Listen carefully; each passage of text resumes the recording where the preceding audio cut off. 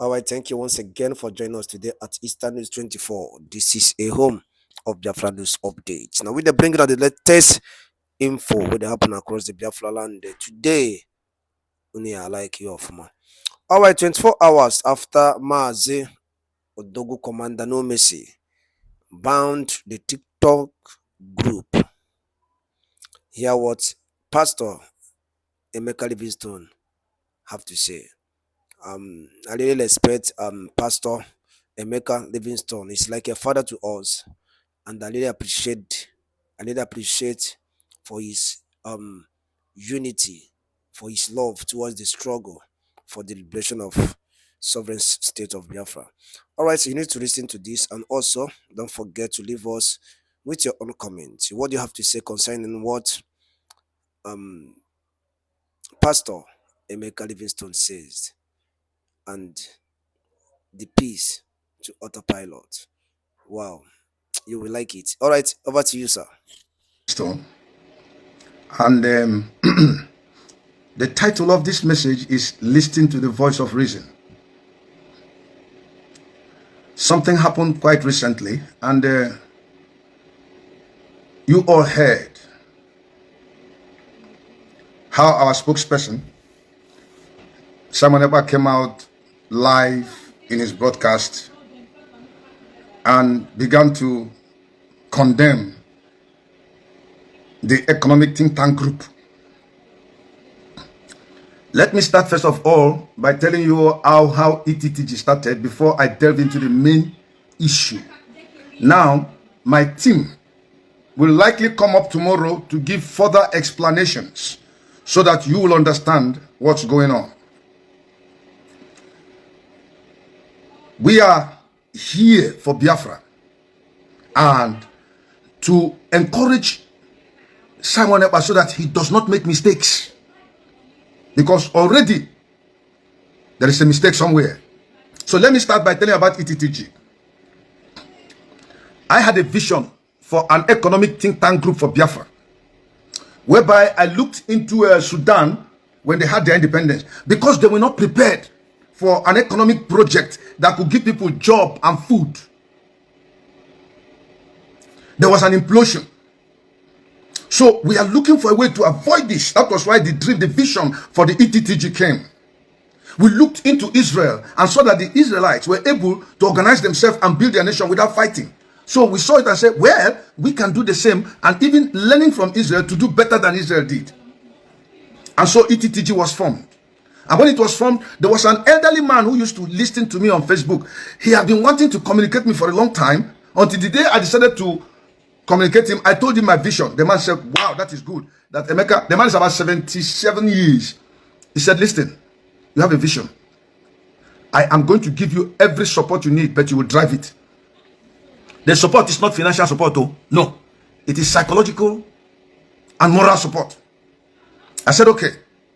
He said that what you are venturing into is a big project, but I shall stand behind you.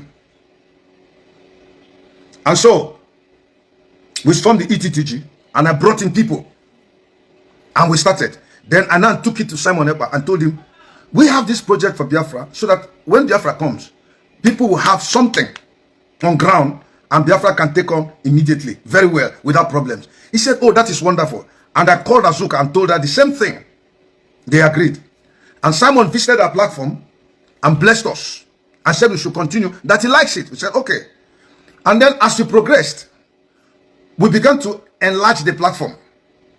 We wanted more people, because it is not something which just 7 people can do, or 6 people, or 5.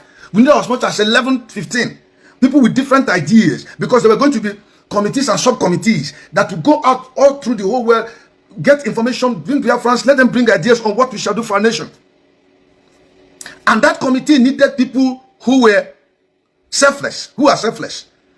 Most of my committee members are elderly people.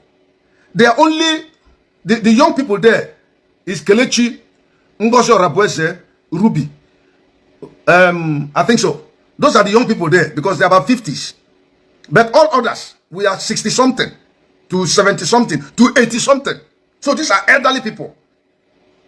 So we have the vision and the policy that when you come into this committee, come in humility. Leave your bishop and doctor in your closet. Come here as you are. Nobody is above anybody who want to work for Biafra. And we're selfless. Like I've always told you, I am not interested in leadership in Biafra. I'm going back to preach the gospel.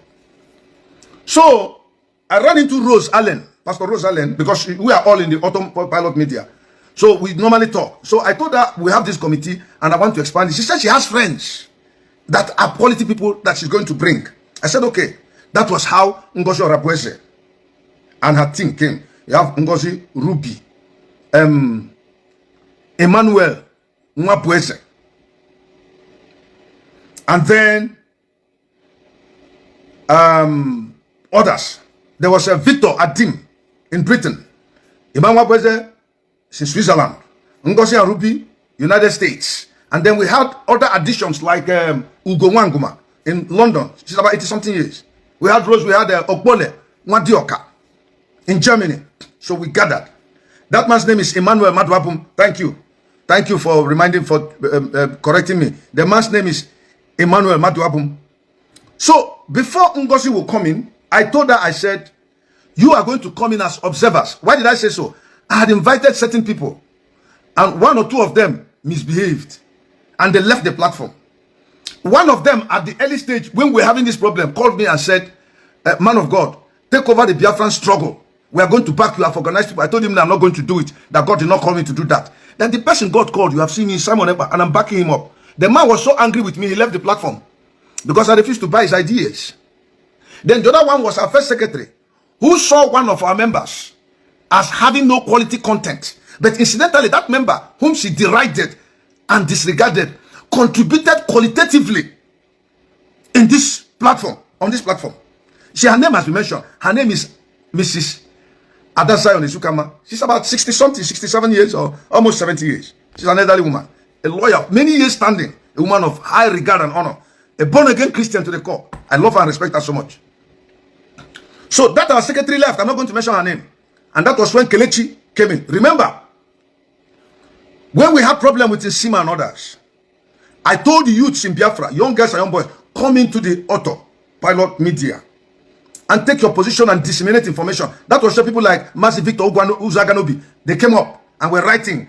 I brought in Kelechi into the Biafran IPOB media platform, Autopilot media platform. I brought in Dim Justice, Biafra Writers of Conscience. I brought in Juliet and Ibeze in my economic think tank group because there was some little squabbles in the Autopilot media. So I just left. I said, come into the platform and see what you can contribute, especially on security matters. And then we have this girl, they call, I've forgotten her name. She once complained that I abandoned her. She's a problem. Later on, she left. So these people came and began to, thank you, Victor. I like this, your comment. This issue should be resolved behind us. I know why I'm talking. I'm not going to raise any issue. Dear friends, no, we are marching on to a victory. I want you to know something. We're marching on to a victory. So we are not here to condemn anybody or use hard languages. If at the end of the day, when I finish talking and you realize that Simon Ekpa made a mistake in his broadcast or whatever he's thinking, you don't have to condemn him because he's a human being. God anointed Solomon, appeared to him twice, and yet Solomon at the end disappointed God. So you should not look at, Simon Ekpa has a lot on his head to deal with, too many problems that come. So if he misses something somewhere, it's no reason why people should condemn him, because he can correct himself again and we move on. Nobody is infallible. So I want you to get it straight. So what happened?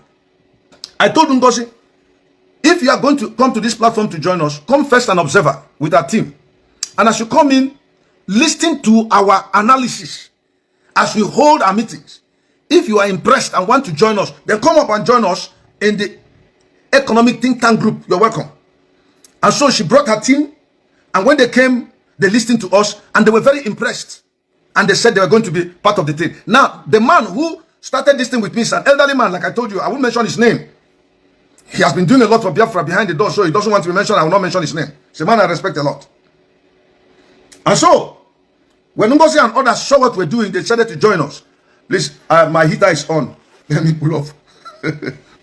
My heater is on. Let me pull off my, outside is cold, inside is hot. And I put on my, normally there's a central heater and the room heater. I put on the room heater. Okay, so So after they had joined us to look into what we're doing, they decided to be part of the economic think tank group.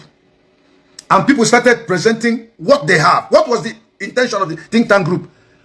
If you have anything you can bring that can create job in Biafra tomorrow, immediately bring it on the table. If you have connections, bring it.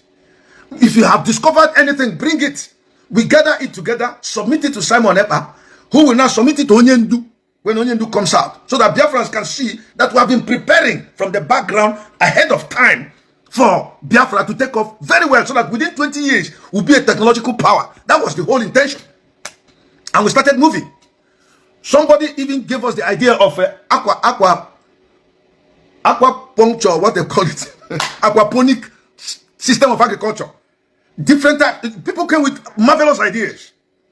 Now, Ngozi, in the process, when she came into this platform, called me and said she wants me to connect her to Simon Ekpa. And I was a little bit, I was thinking of doing it actually, but maybe she felt I was delaying. So she now approached Kelechi to link her up to Simon Ekpa. I'm talking of Ngozi Orabweze. So I only got to know about her approaching Kelechi during this period that this thing happened. That it was not that Kelechi told me that Ngozi approached. I told her, okay, she also approached me to link her up to Simon Ekpa. I wasn't going to refuse, because if you have something to offer, why shouldn't I link you up to Simon Ekpa? You're a Biafran. I didn't know her then. I didn't know anything about Ngozi, and I never bothered to make investigations. So she stayed in the think tank group. Now, as we continue with our program, Simon will periodically visit our platform on my invitation, to come and tell the platform that I'm with you people. I told him that if you apportion people a responsibility, you should be there to know how they are faring, so that will encourage them. He said that is true. And he came up and visited with us and told us on one occasion, Simon came and said, please, I want you people to draft a letter to nations in the world, particular nations, that we are going to put them on notice how we are going to fight for Biafra, even though some of them may not agree with us. It was my group that brought that letter, sent to the nations. Again, Simon Ekpa came and met us and said, please, form a constitution for Biafra, the ETTG, the Economic Think Tank Group. Simon came and met us and said, please, design a constitution for Biafra. And he told us that, we asked him, we said, but there was one Onyendu had. He said, yes, he would try and look for it and give to us, so that could set the ball rolling. We can look into it and see how we can fine tune it. Well, he never brought it because maybe he couldn't lay hands on it. So we decided with my team. Some people dropped out from that constitution process because they felt that it was too high a responsibility for them to do. It was very, very, it was something that you must be an expert in that field. And then, even one of us, Prince Sesem, wanted to withdraw. That guy is a wise man. I called him, I said, no. We are not going to sit down and withdraw another constitution. We are going to look at the constitution of other countries and then pick things and see where we can do our own from them, something that is better than those countries. So we studied the constitution of Rwanda, we studied the constitution of Ghana, we studied the constitution of Australia, we studied the American constitution, and that of Britain that is unwritten. The only constitution we didn't look into the Nigerian constitution because we don't believe in Nigeria. So my team went to work, and we were moving. At the time, we're doing it 2 times in a week, and we spend about 3 hours each time to discuss and bring out and fashion a good constitution that is homogeneous to Biafrans. And after about a period of 5 months or to 6 months, we're able to bring out a constitution for Biafra. But in the process, I had a very good team, people who have the interest of Biafra at heart, and they had their thinking caps on, thinking caps. It was there that we designed the Biafran Code of Conduct. We also designed the Biafran National Pledge. It is the ETTG, which I formed, and I have my members, very dedicated and committed members. Kelechi is one of them. Now, this woman, they call Adaza Uzo Ezukama, contributed immensely to see to it that we have a constitution that has the spirit of trueness, faithfulness, something that is straightforward, because she's a lawyer by profession. We benefited immensely for a forthright and very fine mind of reasoning out things. That was how we formed Constitution for Biafra.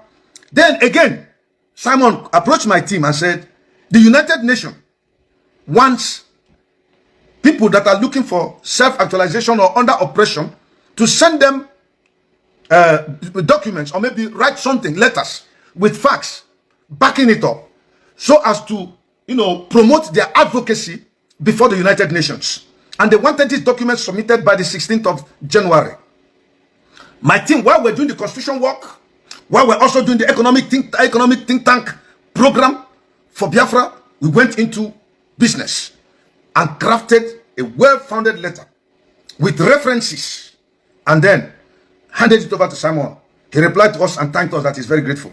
And the day we submitted code of conduct, he told the whole world the code of conduct of Biafra is good, and people are saying it. And the Biafra National Pledge is there. He also mentioned the constitution. It is ETTG that formed it, that wrote the constitution at his request, when he says, some people are appealing to me to keep quiet. I don't know if I should keep quiet, because listen, I want you people to know that Simon could make mistake, but it's no reason why anybody should blame him. Regardless of what was said on Facebook, he can come tomorrow and change it. Say he's sorry to Biafrans and to us. No problem. That should just go. Simon Ekpa is a human being. A lot is going on in his mind, so he can make mistakes. So when he makes a comment against us, I am not here to come and condemn. No. That's wrong. God forbid. God forbid. But the point is, it's a mistake. Let's not forget that he's a human being. And let us remain behind him, because he has worked very, very hard for this Biafran struggle. So right now, there's an infiltration. Now, let me just conclude. I don't want to go further. That is the constitution. Now, what brought the problem? Ngozi Orabueze has a team called the G5. They sat down together. Kelechi was not aware of what they were doing. They sat down together and decided that they are going to produce a Biafran currency, and certain faces of certain people will appear on the currency. And Victor Adim called Kelechi and told him, please do the graphic preparation of the Biafran currency, and we have faces of people that be in the Biafran currency. And he told Kelechi, number 1, Ikemba Newi. Number 2, Nnamdi Kanu. Number 3, Simon Ekpa. Ikemba was to take $100 Biafran dollar. Nnamdi Kanu was to take 50 Biafran dollar. Simon Ekpa was to take 20 Biafran dollar. Madam Azuka was to take $10. Then Ngozi Orabueze and one other guy they called Oge, whom they said contributed a lot of money to the Biafran struggle, their name will appear in the Biafran currency. Somebody's telling me to stop. I'm not answering any phone call. Okay. Oh my God. Somebody called me and told I can't talk now. I'm on Facebook. And so they sat down and discussed that these were the faces of the people that will appear in Biafran currency.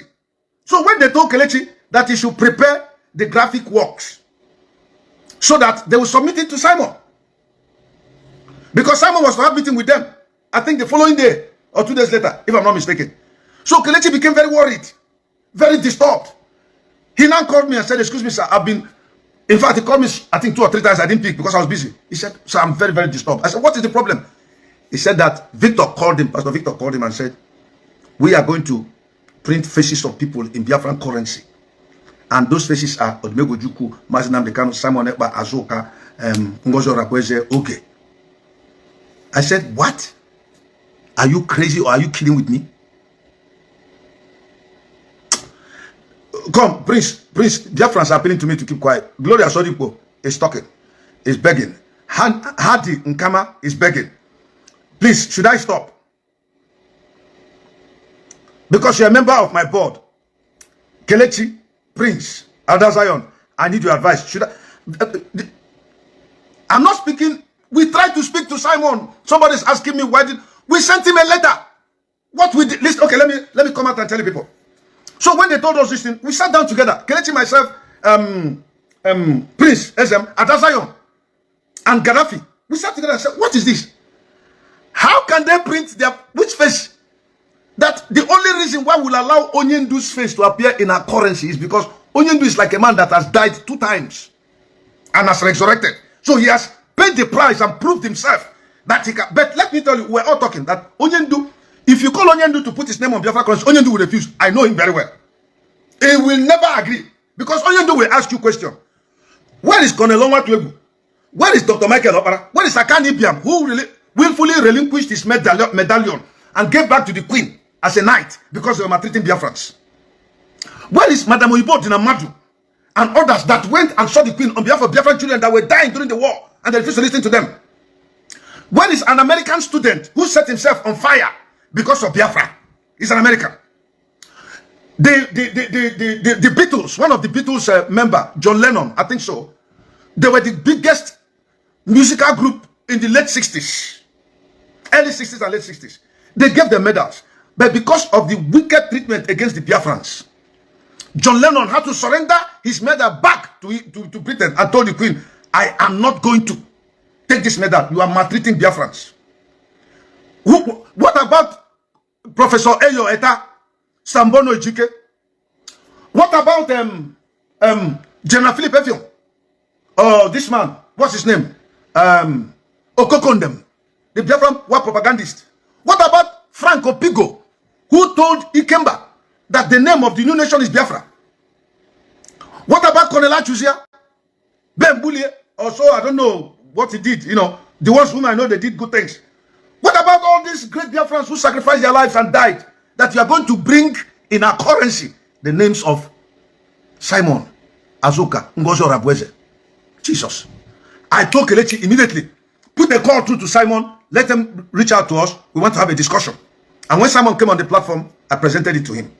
I said, look at what is happening. I also presented to Simon that ETTG has finished their job. I've submitted everything to you. We now have another group called the Think Tank Group. And the Think Tank Group is geared towards collecting all the information of all the various departments and committees that will be formed, because we set up a committee to bring in people to apply for position. They should submit their resume. And I know a lot of them, which I recommended. And these are I'm very good in discovering talents in people. I'm very good at that. And when I get it, I bring people, I put them there. Okay, the guy that set himself on fire was a Colombian. When they were killing the Biafrans.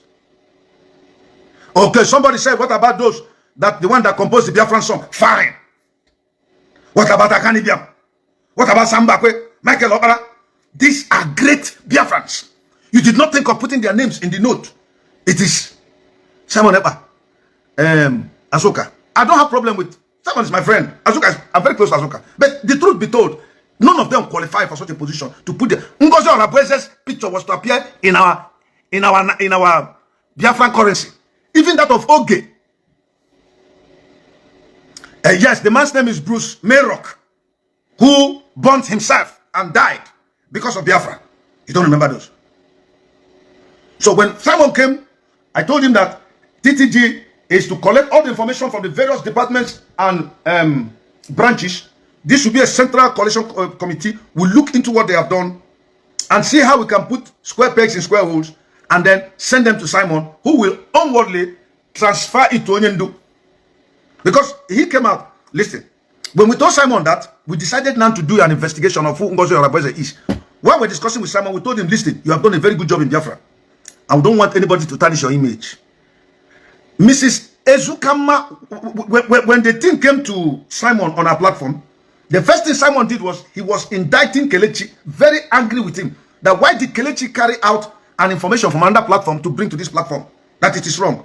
Kelechi, Simon said it was the advisory committee. Kelechi said, no, this information did not come from the advisory committee. It came from the, what they call it, G5. So Kelechi said, that was what they told me, Kelechi, and I felt uncomfortable. The only person I know I can tell, who can boldly look into this thing and call you and discuss with you, is Pastor Livingston, because I know he would like to stand for the truth. So that was why we called Simon. Simon indicted Kelechi. I had to come into Kelechi's defense to tell him, no, what he did was the right thing for Biafra and for you, so that people don't mess you up in your good works. Madam Ezukama wanted now to make a comment in respect to the woman, Ngozi Orabweze. Even though she didn't call her name, she wanted to, Simon hushed her up and was defending Ngozi to the extent that his comment to Madam Ezukama was rude. So I called him, I told him, no, don't talk to this woman like this, that I have worked with this woman.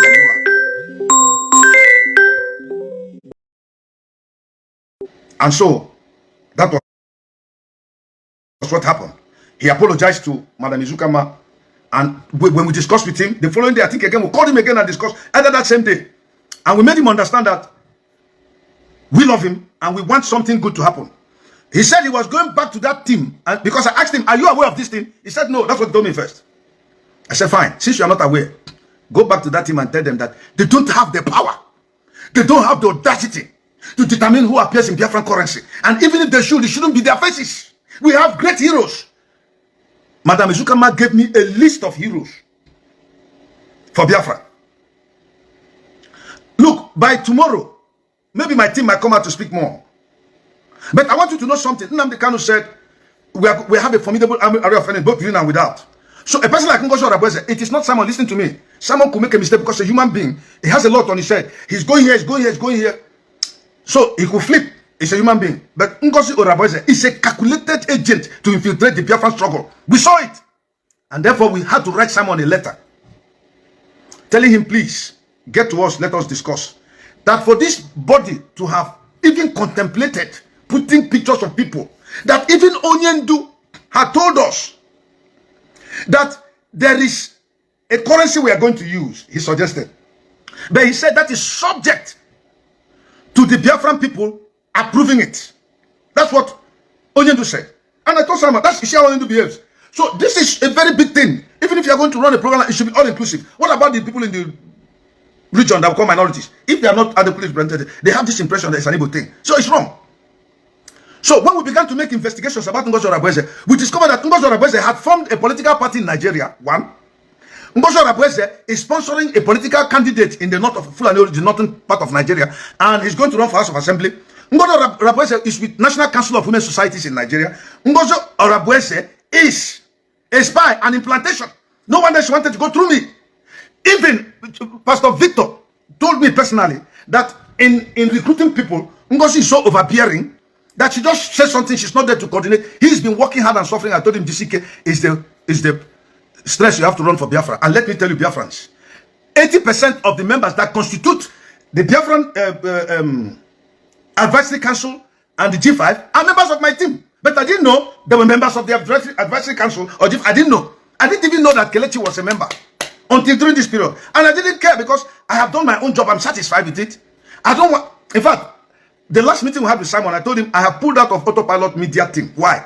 I am tired of too many meetings. That most of those guys are younger than myself. I'm trying to walk my mind through things that concerns me. That I have told them to come. Young men have entered the Autopilot media team. It is time for me to give way. Let young men do their job. I cannot be there with them as Autopilot media team. And I don't come in all their meetings. But because I told them from the first day we were inaugurated, I said, I may not be with you always. So I told, someone said, but we need you now. I said, I know that anytime you make a broadcast, I'll do a follow-up. But you see, the Autopilot meeting, I don't get power. I told him that I'm leaving the media team. So the media team are my friends. I didn't leave them out of disrespect. And so that was what happened. So when we discovered who Ngosho Rabweze is, in fact, the information is on the social media. One woman called Halima, who is gunning for the House of Representatives, Ngozi advertised her on the platform, on her platform, advertised her that they should vote for her. So you cannot be a politician in Nigeria and also a Biafran operating in a very sensitive area in the Biafran struggle. I, Emeka Livingston, saw it. I didn't like it. Okay, Harry Ambrose says not 80%, but 90% of those that constitute the advisory committee and the G5 comes from my team. That is to tell you that I have a very formidable team. I have very intelligent people. I coordinated them very well by God's grace. We respect ourselves. I don't superimpose myself on any member of my team. If I bring an idea, it's not good, I drop it, I take another person's own. That's how we work as a leader. Call Princess M, call Ada Ashukama, call Harry and tell him. He will tell you the truth. Call Lokbole, Mwadioka, he will tell you. And so, when we discovered who Ngozi was, we sent a letter to Simon, a private letter. We did not even copy Azoka. We did not even tell the Autopilot media team. We kept it a secret. We told Simon, get back to us. Let us, that we are not against you, that we are trying to protect you. But be assured also that we are going to stand with you and help you navigate these murky waters without raising dust. So that Biafrans will not know what is happening and then we'll get our independence. That's what we told Simon in the letter, if you read it. I respect people. So we went and began to pray that he will listen to us and get back to us. The next thing we heard was that Kelechi had been removed from the advisory council after he met with them. And when Kelechi was removed, he reported to me, I said, you don't need the advisory council. Biafra is more important than the advisory council. What we are saying now is we want to remove moles in our midst. So that council should be dissolved. We wrote to Simon that council should be dissolved. It's treason against Biafra. Onyendu is still in detention and he will come out. If we are going to deal on sensitive issues like currency, we should tell Onyendu to do it. And I told them that for the record, neither Simon Azuka or Ngozo Rabueze are members, are qualified to have their pictures in a currency. So they went back and suspended the currency thing. And Simon suggested to us that we go for cryptocurrency. We said, okay, fine. But when we discovered who Ngozo Rabueze is, we now sent a letter to Simon, hoping that he'll come to us. And now called Gaddafi. Somebody told me that I brought Gaddafi into this thing, that I should be very careful the thing doesn't go out to the public. So I called Gaddafi. I said, please, this is secret. Don't even tell Azuka. You are close to her, I'm close to her. Let it be between Simon and us. So that if the thing gets too much, he can call Azuka's attention. Then we can work together as a team and kill this thing so that we move on. That this girl is an infiltration. You know what Gaddafi told me? Gaddafi said, it is not him. That the problem, the challenge now is to see Simon's capacity to look into this thing and keep quiet. And don't mention it. So that the outside world will not hear. I said he will not mention it. Gaddafi said, no, you don't know Simon, you mention it. I said, let's. Then later on again, Gaddafi, as we're talking, he said, you see this letter we wrote? I said, yes. Gaddafi said, Simon is going to make broadcast of it. He's broadcasting now. I said, that's not going to happen. We wrote him this letter privately. He has to answer us privately. Lo and behold, he went and announced it to people. That was like, you people didn't know what was happening. We were praying. Look, when Simon was not well last, I'm just opening it for the first time, last 3 weeks. We formed a prayer team, 5 of us. We were praying, asking God for Simon's life. We prayed, and as we're praying, God was revealing things to us that is okay. Even Ada Izukama, whose husband was not okay, we put him into prayer, and it's okay now. So, why should we think evil against a man whom God has raised for us to get our freedom? If I do that, God will punish me into everlasting hell forever and ever. In Jesus' name, it will be covered. I will never see the light. In fact, I will die before my time. In fact, I should die tonight, not live till tomorrow. Why would I speak against Simon? No, we're not against him. We are against Ngozo Rabueze, who is a spy. Oge, his name was to appear. In fact, Kelechi went back and was asking Victor, what is the criteria for somebody's face to appear in a currency? And Victor Adim said that Ngozi has made a lot of sacrifice for Biafra and Oge because they contributed money. And then Prince Ezem was saying that the main people who are true Biafrans are those who contribute 100, 500, 1,000. Those are true Biafrans. You see, these people that come with big money, that the moment it was mentioned that we need people who give us certain amount of money, the Nigerian government saw that we need money. They sent people to come and infiltrate us. Go and Google it. Ngozi Rabueze is a politician. Go and Google it. Why should she be in sensitive position in the Biafran struggle? She wanted me to connect with Simon. God didn't allow me. I would have, but I don't know what restricted me. Because this struggle, our lives, we've staked our lives, we've staked our reputation. It's our nation. And God raised Simon Ekpa, gave him wisdom, excellent wisdom to analyze people. You have not talked about what's his name? Odife today. You know that he has something, but he can make mistakes. So I called him to talk to him like a father. If someone is about 37 years, I'm 63 now by July, almost twice his age. Almost, not entirely. So I talked to him as a father. I respect him a lot. So that his reputation will not be tarnished by this evil implantation from the pit of hell that Nigerians have sent. And I wrote him a letter personally with my team, signed our signatures. All he needed to do was to get back to us. Or if he felt insulted, he should have called Azuka's attention. So Azuka will call me. Azuka just called me now. I told her I can't answer him live on this thing. Because Azuka is somebody whom, if you talk to, she will listen. And she will reason with you very much. Very, very, very, very. But as this thing has happened, there's a problem. And so he went and told the whole world. And was there to tarnish her image. Me, who is for Biafra. Who loves Simon with all my heart. Madam Ezukama loves Simon. So she's always praying for him. Every time she's praying for this man at home, he comes and says that God will give this man wisdom. That she wants to see him in Biafra and shake hands with him. Why will we do evil? He should have contacted us. That was why we wrote him a personal letter. Why did he come to tell you? I'm compelled to speak because my team, we sat down and discussed it. So what do we do? Do we keep quiet? Simon Ekpa wears a lot of influence in Biafra. And I want to tell you the truth. He's doing a good job. Don't tie this conspiracy to Simon Ekpa. Don't tie it to him. Anybody can make mistakes. Anybody can influence. No matter how anointed a man of God is, I've said it here many times, he is not Jesus Christ. So if it is with pastors, no matter how anointed they are not Jesus, they make mistakes. How much less somebody like Simon Ekpa, who is not a man of God? I mean, great men of God like Benny Hinn, that all of us respected. He divorced his wife. A person like Rev Lodola came out and confessed that he has been cheating people, taking tithe for 24 years. He repented. So if they can make mistakes, why wouldn't someone make mistakes? I understand the point. That is why I am telling you, Biafrans, don't make the mistake of doubting or delaying this project. It's a mistake he has made. He can make mistakes. You can make mistakes. I can make mistakes. Nobody is perfect. Everybody must stand behind him and tell him that he should listen to the voice of reason so that Biafra can move forward. Because we have 20-something days to go and we are working on it by faith. The only thing that he was penetrated, he was under pressure. We need money to execute the war. People were not coming forth. The little we were giving, how I am that 200, 300, 500.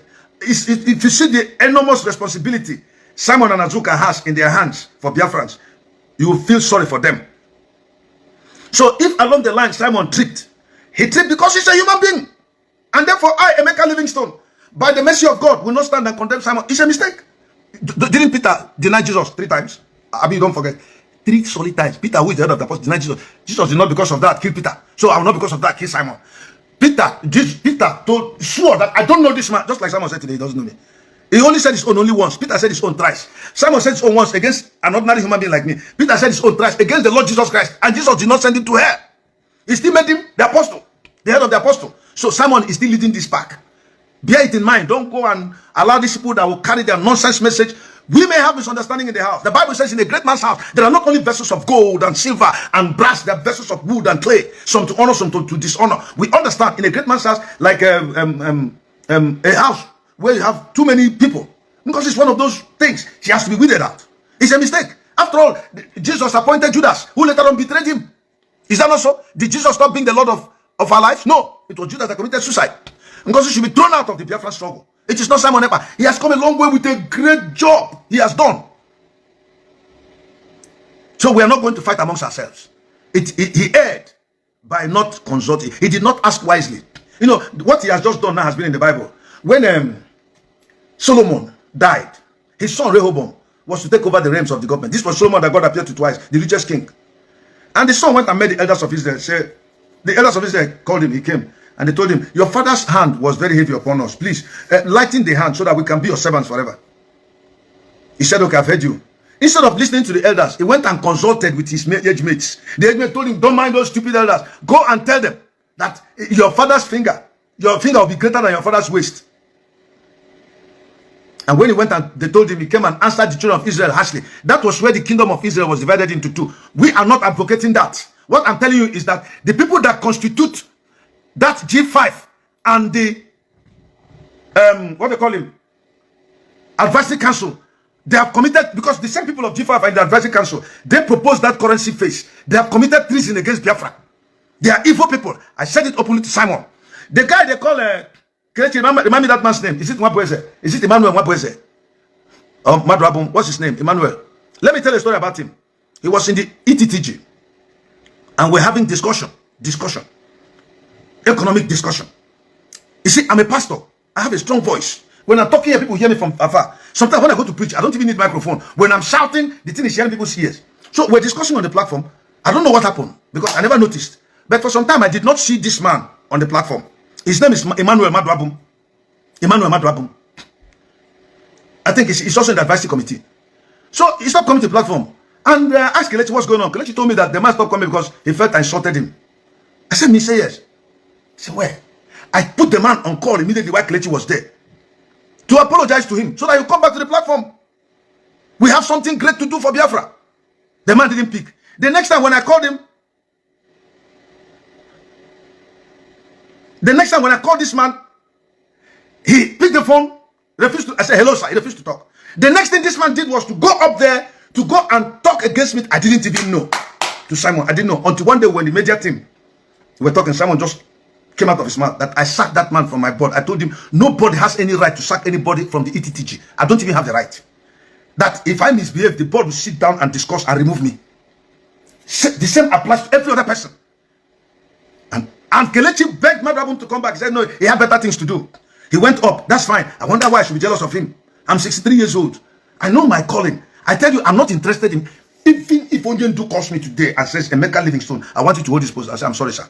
Even though it's younger to me, I say, I'm sorry, sir. Because, oh, Onyendu, I say, I'm not going to do it. Because God called me to preach the gospel. I fought for Biafra because I want her freedom. It is this Imam Madrabum. He's in the advisory committee.